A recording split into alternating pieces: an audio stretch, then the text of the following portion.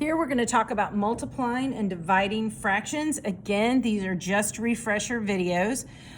So remember the deal. When you're multiplying fractions, it needs to fit the form a over b times c over d. So both of these need to be improper fractions, right? So we have to have a fraction and a fraction. No mixed numbers when we multiply and divide. No mixed numbers. So here we already have 1/2 times 4/5. Remember, I can cross reduce. It's easier. So that's the same thing as saying 1 times 4 over 2 times 5. You can really bring them together. And then I know 4 and 2 can reduce. 2 goes into 2 once, 2 goes into 4 twice. And so what do I have left over up top? 1 times 2 is 2, and 1 times 5 is 5. And 2/5 is my answer. Okay? I always encourage you to cross reduce first because it saves so much time at the end. All right, so let's take a look at number 3.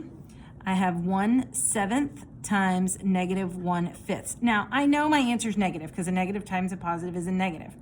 And I can't cross reduce, so it's just -1 and 35. Okay. Here, I have a mixed number. I can't have it. This is still a negative rational number, so I know it's going to be negative, so we're going to popcorn 3 times 1 plus 1, and it's 4/3 times 1/2. I know it's a negative times a positive, which is a negative. I can cross reduce 2 and 4, and I get 2/3. -2/3 is my answer, okay? So that's what we do. It's gotta be fraction times a fraction, cross reduce, and then simplify. All right, when we're dividing, it still needs to fit the form a over b and divided by c over d. It still needs to fit that form.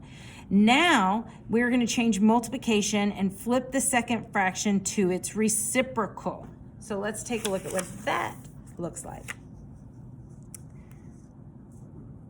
All right.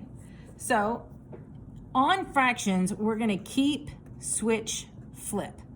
We keep the first one, 1/6. We switch our sign from division to multiplication, and we flip this second reciprocal to 5 over 1. So keep, switch, flip, keep, switch, flip. So I can't cross reduce, so I just multiply across, and I get 5/6 is my answer. If you take a look at number 9, I'm going to keep 4/7. I'm going to switch my sign, and I'm going to flip my reciprocal. So keep it, switch it, flip it. And I know a negative times a negative is a positive, so it's going to become positive. I can cross reduce. 4 goes into 4 once, 4 goes into 8 twice. And when I multiply straight across, 1 times 9 is 9, 7 times 2 is 14. I cannot reduce, so my answer is 9/14. All right, number 11, both of these are mixed numbers. So I'm going to change them into improper. It has to fit the form a over b. So I know it's negative, so I keep that negative, and I do 7 times 4 plus 2, which is 30 over 7, divided by 3 times 1 plus 1 is 4/3. And now I'm going to keep -30 over 7. I'm going to switch my sign to multiplication, and I'm going to flip my reciprocal to 3/4. I know my answer is going to be negative because a negative times a positive is a negative. I can cross reduce to 2 and 15. And so when I multiply, 15 times 3 is 45. 7 times 2 is 14. But I want, if it's given as a mixed number, I give it back as a mixed number. So here, I know it's going to be negative because a rational number, if it's negative here, the rational number is going to be negative. So I ask myself, how many times does 14 go into 45? It goes in there 3 whole times with how many left over? 3. And my denominator stays the same of 14. Okay. All right. So the applications, number 13 says, the Statue of Liberty is 305 feet tall. A nearby building is 4/9 as tall. Find the height of the building. So if the Statue of Liberty is 305 and this is 4/9 as tall, it's going to be multiplication. My operation, 4/9 of 305, and of means multiplication. So here I just put it over 1. Can I cross reduce? 3 doesn't go into that, and 9 doesn't go into that, so my only option is to multiply straight across. So 305 times 4 is 1,220 over 9. And now I ask myself, how many whole times does 9 go into 1,220? It goes in there 135 times. With how many left over?